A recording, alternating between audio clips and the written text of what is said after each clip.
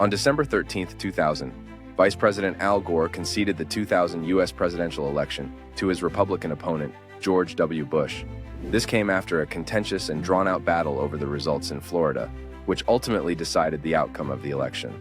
The 2000 election was one of the closest and most controversial in American history. On election night, the race was too close to call in several key states, including Florida. As the vote counting continued, it became clear that the outcome would hinge on Florida's 25 electoral votes.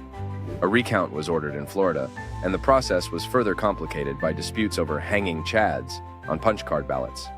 The recount was halted by the U.S. Supreme Court in the case of Bush versus Gore, with the court ruling that the recount process was unconstitutional. With the recount stopped and Bush declared the winner in Florida, Gore had little choice but to concede. In a televised address, he graciously acknowledged Bush as the winner and called for national unity, saying partisan rancor must now be put aside.